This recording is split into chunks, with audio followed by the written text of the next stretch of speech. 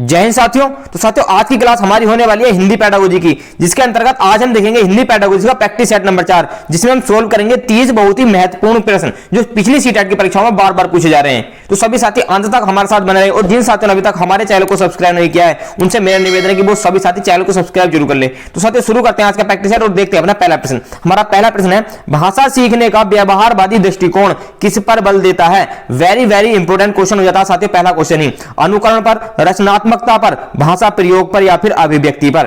तो साथियों जो व्यवहारवादी दृष्टिकोण होता है यह अनुकरण पर बल देता है। दूसरे के व्यवहारों को देखकर उसको अनुकरण करके हम अपने व्यवहार में परिवर्तन ला सकते हैं। ऑप्शन नंबर 1 इस प्रश्न के लिए सही आंसर हो जाएगा।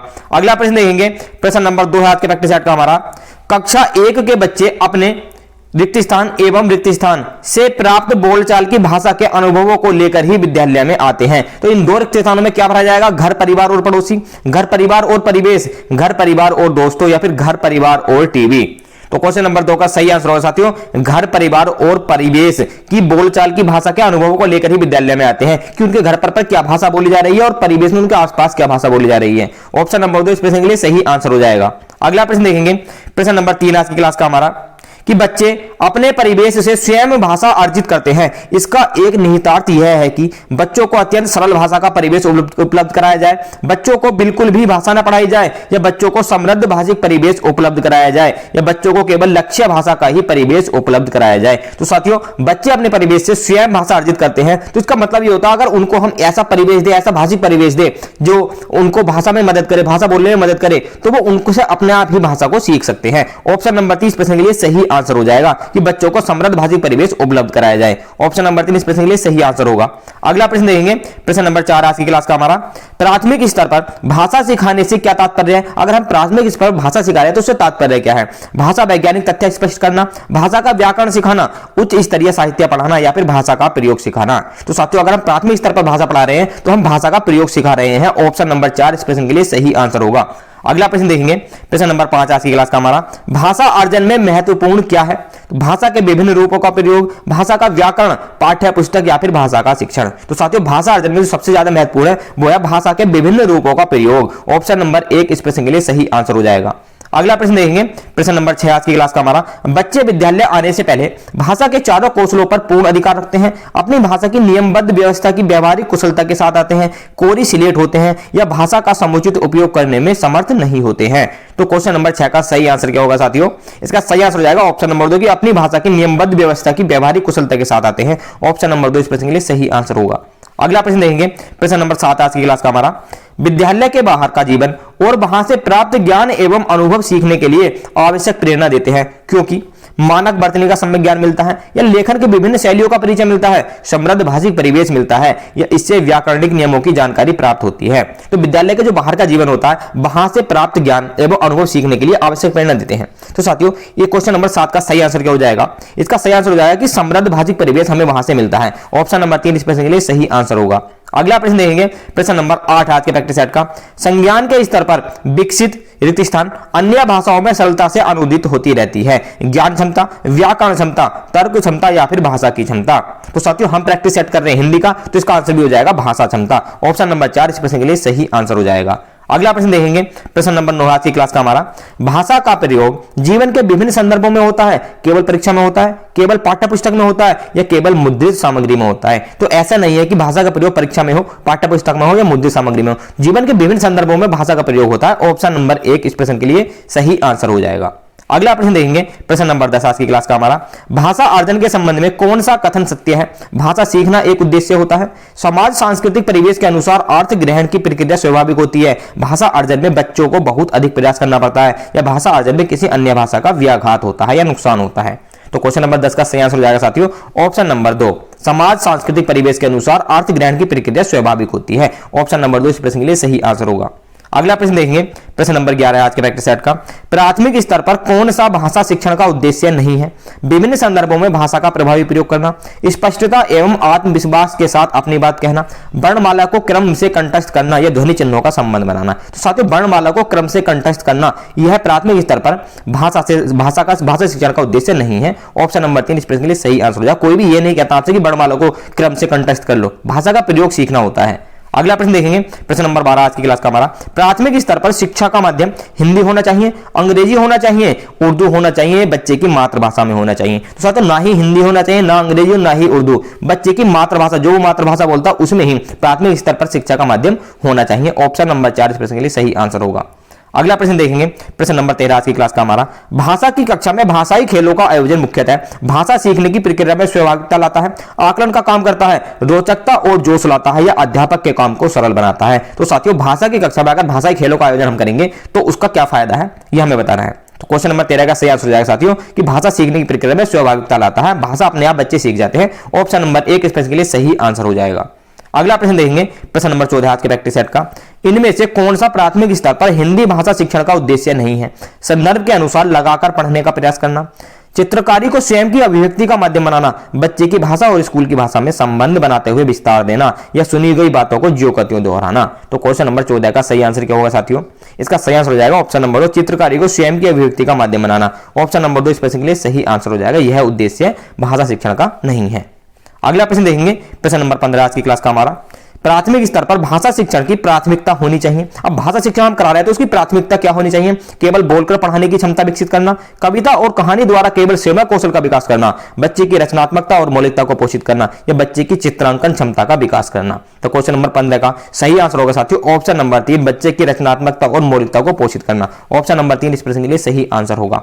अगला प्रश्न देखेंगे, प्रश्न नंबर 16 आज की क्लास का हमारा, व्याकरण शिक्षण की आगमन विधि की विशेषता क्या है? अब आगमन विधि की विशेषता हमें बतानी है, पहले नियम बताया जाता है आगमन विधि में, या पहले नियम का विश्लेषण करा जाता है, या पहले मनोरंजन गतिविधियां कराई जाती हैं, या पहले उदाहरण प्रस्तुत करे जाते हैं? तो साथियों आगमन विधि में होता है पहले उदाहरण दिया जाता है, उसके बाद में उस शिक्षण को, भाषा शिक्षण को कराया जाता है। ऑप्शन नंबर 4 इस प्रश्न के लिए सही आंसर हो जाएगा।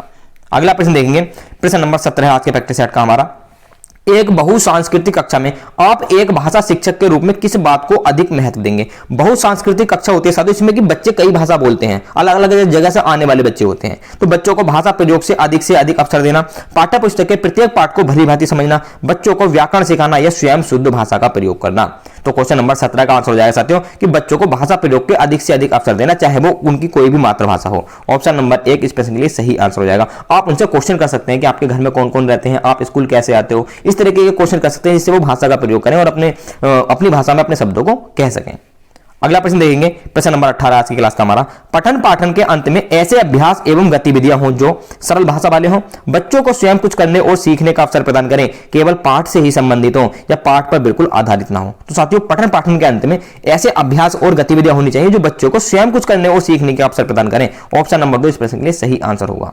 अगला प्रश्न देखेंगे, प्रश्न नंबर 19 आज के प्रैक्टिस सेट का हमारा, भाषा के व्याकरण की समझ को केवल लघुत्तर प्रश्नों के माध्यम से आंका जाना चाहिए, निबंधात्मक प्रश्नों के माध्यम से आंका जाना चाहिए, संदर्भ पूर्वक प्रश्नों के माध्यम से आंका जाना चाहिए, या केवल वस्तुनिष्ठ प्रश्नों के माध्यम से आंका जाना चाहिए? तो साथियों भाषा के व्याकरण की समझ को क्वेश्चन नंबर 19 का आंसर क्या हो जाएगा?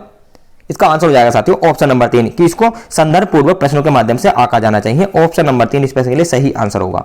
अगला प्रश्न देंगे, प्रश्न नंबर 20 आज के प्रैक्टिस सेट का हमारा, प्राथमिक स्तर पर भाषा सिखाने की सर्वश्रेष्ठ विधि कौन सी है? बच्चों के साथ कविता गाना, बच्चों को कहानी सुनाना, बच्चों को पाठ्य पुस्तक पर आधारित वीडियो कार्यक्रम दिखाना, या बच्चों को भाषा का प्रयोग करने के विविध अवसर देना?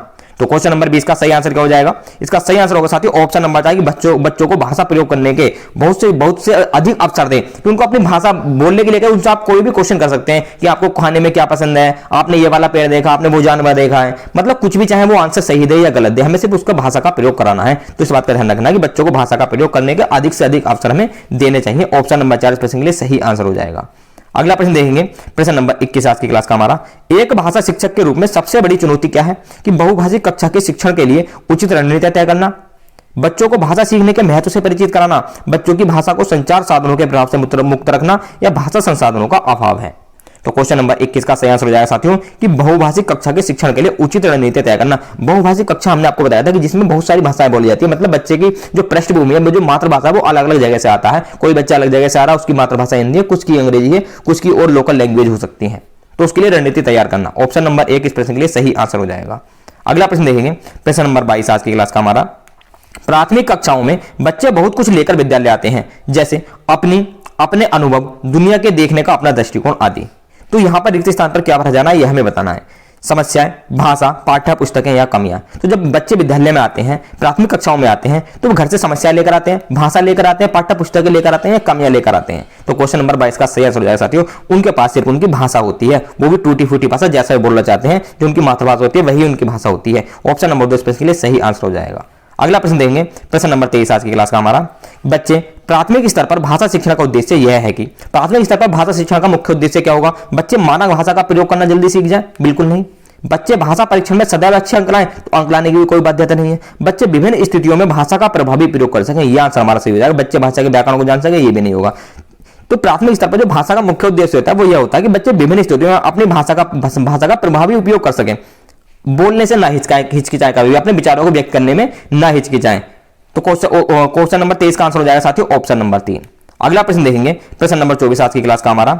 बच्चे, बोलना सीखने के संदर्भ में कौन सा कथन सही है? तो बच्चों के बोलना सीखने के संदर्भ में कौन सा कथन सही हो जाएगा? सभी बच्चों की बोलना सीखने की गति एक समान होती है। बड़े परिवार में बच्चों की बोलना सीखने की गति तेज होती है, निर्धन परिवारों से आए बच्चों की बोलना सीखने की गति धीमी होती है, या कहने सुनने के अधिक से अधिक अवसर मिलने पर बच्चा बोलना सरलता से सीख जाता है? बहुत ही आसान क्वेश्चन है साथियों। क्वेश्चन नंबर 24 का आंसर क्या होगा? इसका आंसर हो जाएगा ऑप्शन नंबर 4। अगर कहने सुनने के बच्चों को अधिक अवसर मिलेंगे तो उनके बोलचाल की भाषा उतनी जल्दी से ही विकास करेगी, विकसित हो जाएगी और बोलना आसानी से सीख जाएंगे। ऑप्शन नंबर 4 इसके लिए सही आंसर हो जाएंगे। अगला प्रश्न देखेंगे, प्रश्न नंबर 25 आज की क्लास का हमारा। प्राथमिक कक्षाओं के भाषा शिक्षक होने के नाते आपकी सर्वाधिक महत्वपूर्ण भूमिका क्या है? कि बच्चों की भाषाई क्षमता के विकास के लिए तरह तरह के अवसर जुटाएं, बच्चों को वाद विवाद के लिए तैयार करें, विद्यार्थियों को सर्वाधिक अंक प्राप्त करने के लिए तैयार करना, या कक्षा में पाठ्य पुस्तक का अच्छी तरह से निर्वहन करना। तो क्वेश्चन नंबर 25 का सही आंसर होगा साथियों ऑप्शन नंबर 1, बच्चे की भाषाई क्षमता के विकास के लिए अलग अलग तरह के अवसर जुटाएं। ऑप्शन नंबर 1 इस प्रश्न के लिए सही आंसर होगा। अगला प्रश्न देखेंगे, प्रश्न नंबर 26 आज की क्लास का हमारा। पहली कक्षा की भाषा अध्यापिका अपने एक विद्यार्थी के भाषाई विकास के संदर्भ में चिंतित है, क्योंकि विद्यार्थी पठन पाठन में रुचि प्रदर्शित नहीं करता है, विद्यार्थी को घर पर बात करने के बहुत कम अवसर मिलते हैं, विद्यार्थी के माता पिता की मातृभाषा अलग अलग है, या विद्यार्थी अपने साथियों से बहुत झगड़ता है। तो साथियों, जो पहली क्लास की जो भाषा की अध्यापिका है वह अपने विद्यार्थी के भाषा के विकास को लेकर चिंतित है। तो उसका मेन रीजन है कि विद्यार्थी को घर पर बात करने के बहुत कम अवसर मिलते हैं। अब उसको बात करने के कम अवसर मिलेंगे तो उसका भाषा का विकास कैसे होगा, इसलिए वह चिंतित है। ऑप्शन नंबर 2 इस प्रश्न के लिए सही आंसर होगा। अगला प्रश्न देखेंगे, प्रश्न नंबर 27 आज के क्लास हमारा। निम्नलिखित में से किसके अभाव में हम पढ़ नहीं सकते हैं? वर्णमाला की क्रमबद्धता का ज्ञान, 12 खड़ी से परिचय, लिपि से परिचय, या फिर संयुक्त अक्षरों की पहचान। तो क्वेश्चन नंबर 27 का सही आंसर क्या हो जाएगा साथियों? अगर हमें लिपि की पहचान नहीं होगी तो हम उस चीज को पढ़ नहीं सकते हैं, किसी भी लेख को। ऑप्शन नंबर 3 इस प्रश्न के लिए सही आंसर हो जाएगा। अगला प्रश्न देखेंगे, प्रश्न नंबर 28 आज की क्लास का हमारा। प्राथमिक स्तर पर बच्चों की भाषाई क्षमताओं का विकास करने का अर्थ क्या है? कि भाषिक संरचनाओं पर अधिकार, भाषिक नियमों पर अधिकार, भाषा अनुकरण की कुशलता पर अधिकार, या भाषा प्रयोग की कुशलता पर अधिकार। तो साथियों, हमने आपको पहले बताया कि जितना अच्छा उसको भाषा का प्रयोग करना आएगा वही उसके लिए सबसे ज्यादा अच्छा होगा। तो भाषा प्रयोग की कुशलता का अधिकार ऑप्शन नंबर 4 इस प्रश्न के लिए सही आंसर हो जाएगा। अगला प्रश्न देखेंगे, प्रश्न नंबर 29 आज की क्लास का हमारा। मंदिरा पहली कक्षा में पढ़ती है और मुझे आम बहुत अच्छा लगता है, मैं थक गई आदि वाक्यों का प्रयोग करती है। ध्यान दीजिएगा कि मंदिरा जो है वो पहली कक्षा में पढ़ती है और वो इस तरीके का वाक्य का प्रयोग करती है कि मुझे आम बहुत अच्छा लगता है, मैं थक गई हूं। तो इसके लिए मंदिरा लिंग वचन क्रिया आदि की दृष्टि से सर्वनाम का प्रयोग करना जानती है, केवल सर्वनाम का प्रयोग ही जानती है, केवल लिंग की दृष्टि से ही सर्वनाम का समुचित प्रयोग करना जरूरी है, या केवल मैं वाले वाक्य ही बोल सकती है। तो साथियों, मंदिरा को लिंग वचन और क्रिया आदि की दृष्टि से सर्वनाम का प्रयोग करना जानती है। ऑप्शन नंबर 1 इस प्रश्न के लिए सही आंसर हो जाएगा। अगला प्रश्न देंगे, प्रश्न नंबर 30 है और आज के प्रैक्टिस सेट का हमारा लास्ट प्रश्न होने वाला है कि भाषा शिक्षण में खेल का महत्वपूर्ण स्थान है, क्योंकि वेरी वेरी इंपोर्टेंट क्वेश्चन हो जाता है साथियों। भाषा शिक्षण में भी खेल का महत्वपूर्ण स्थान है, उसका कारण हमें देना है, क्योंकि भाषा शिक्षक को कम श्रम करना पड़ता है, खेल भाषा को विस्तार देते हैं, खेल में आनंद आता है, या खेल में शारीरिक विकास होता है। तो क्वेश्चन नंबर 30 का सही आंसर हो जाएगा साथियों ऑप्शन नंबर 2 कि खेल भाषा को विस्तार देते हैं। ऑप्शन नंबर 2 इस प्रश्न के लिए सही आंसर हो जाएगा। तो साथियों, ये थे हमारे आज के 30 बहुत ही महत्वपूर्ण प्रश्न। तो जो भी साथी अंत तक हमारे साथ बन रहे हैं उनका बहुत बहुत धन्यवाद, और जिन साथियों ने अभी तक हमारे चैनल को सब्सक्राइब नहीं किया वो सभी साथी चैनल को सब्सक्राइब जरूर कर लें। हम आपके लिए इसी तरह के प्रैक्टिस सेट लाते रहते हैं। तो हम मिलते हैं आपसे अगली क्लास में। जय हिंद।